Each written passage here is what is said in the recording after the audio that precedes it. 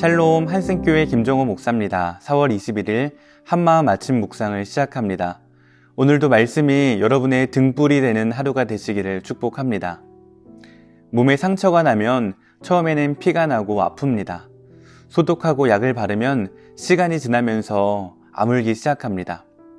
얼마 지나면 딱지가 생기고 또 시간이 지나면 딱지도 떨어집니다. 상처가 다 나았습니다. 그런데 자세히 보면 그 자리에 흉터가 남아 있습니다. 어떤 상처는 치유되어도 그 흔적은 평생 사라지지 않기도 합니다. 죄도 그렇습니다. 우리는 죄에 대해서 마치 회개만 하면 죄를 짓기 전의 상태로 완전히 돌아갈 수 있다고 생각하지만 그렇지 않습니다. 죄에는 그 책임이, 그 대가가 남습니다. 오늘 이 시간 죄의 용서와 그 결과를 통해 하나님의 공의와 은혜를 함께 묵상하겠습니다. 오늘 본문은 사무엘하 12장 13절부터 15절 말씀입니다. 다윗이 나단에게 이르되 내가 여호와께 죄를 범하였노라 하매 나단이 다윗에게 말하되 여호와께서도 당신의 죄를 사하셨나니 당신이 죽지 아니하려니와 이 일로 말미암아 여호와의 원수가 크게 비방할 거리를 얻게 하였으니 당신이 낳은 아이가 반드시 죽으리이다 하고 나단이 자기 집으로 돌아가니라. 우리아의 아내가 다윗에게 낳은 아이를 여호와께서 치심해 심히 앓는지라. 다윗은 왕궁 옥상에서 목욕하는 밧세바를 보고 음욕을 품습니다. 그녀를 불러들여 간음했고 그녀가 임신을 하자 그 사실을 숨기려고 그녀의 남편 우리아를 전쟁터에서 죽게 만들었습니다. 다윗은 이 죄를 숨기고 살았습니다. 아무도 모른다고 생각했습니다. 그런데 하나님께서 모든 것을 아셨습니다. 하나님께서는 선지자 나단을 보내셔서 다윗의 죄를 드러나게 하십니다. 나단의 말을 들었을 때 다윗이 이렇게 말합니다. 내가 여호와께 죄를 범하였노라. 다윗은 변명하지 않고 자신의 죄를 인정합니다. 진심으로 자신의 죄를 뉘우쳤습니다. 이 고백에 나단은 여호와께서 당신의 죄를 사하셨다라고 선포합니다. 하나님께서는 다윗의 회개를 받아주십니다. 다윗이 지은 죄는 간음과 살인이었습니다. 율법에 따르면 돌로 맞아 죽어야 하는 죄였습니다. 그러나 하나님께서는 다윗을 살려주십니다. 용서하십니다. 여러분, 이것은 참으로 놀라운 은혜입니다. 우리가 진심으로 회개할 때 하나님께서는 우리의 죄를 용서하십니다. 우리를 정죄하지 않으시고 다시 받아주십니다. 요한일서 1장 9절은 이렇게 말합니다. 만일 우리가 우리 죄를 자백하면 그는 미쁘시고 의로우사 우리 죄를 사하시며 우리를 모든 불의에서 깨끗하게 하실 것이요. 진실한 회개 앞에서 하나님께서는 반드시 용서하십니다. 그런데 나단의 말은 여기서 끝나지 않습니다.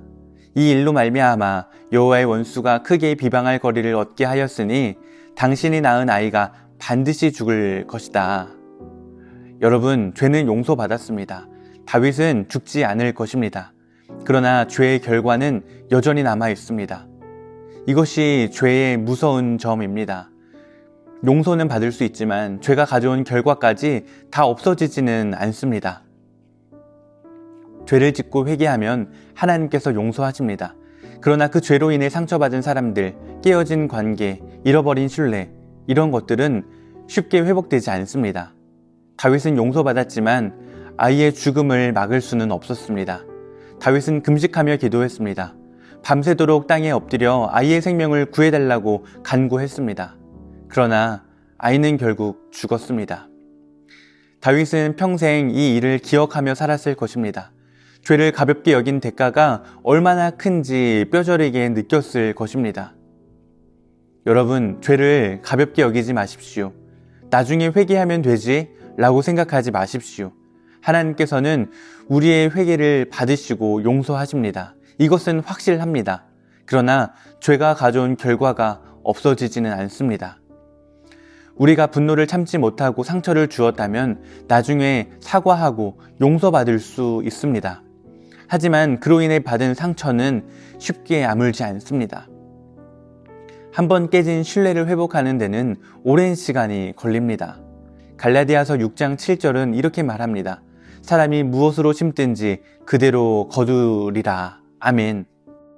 우리가 죄를 심으면 반드시 그 열매를 거두게 됩니다. 이것은 하나님의 법칙입니다. 그러므로 처음부터 죄를 짓지 않는 것이 중요합니다. 유혹이 올 때 이 죄가 가져올 결과가 얼마나 무서운가를 생각해야 합니다. 다윗은 밧세바를 보았을 때 그 순간의 욕망만 생각했습니다. 그 죄가 가져올 결과를 생각하지 못했습니다.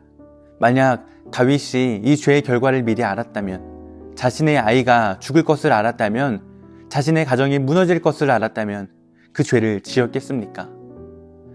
사랑하는 여러분, 오늘 말씀이 우리에게 경고합니다. 죄를 가볍게 여기지 마십시오. 작은 죄라고 무시하지 마십시오. 이 정도는 괜찮겠지라고 생각하지 마십시오. 모든 죄에는 반드시 그 대가가 따릅니다. 그러므로 유혹이 올 때 도망치십시오. 죄를 멀리 하십시오. 그것이 가져올 결과를 생각하십시오. 그러나 이미 죄를 지었다면, 그래서 그 결과로 고통받고 계시다면 절망하지 마십시오. 하나님께서는 회개하는 자를 반드시 용서하십니다. 비록 죄의 결과는 남았어도 하나님과의 관계는 회복됩니다.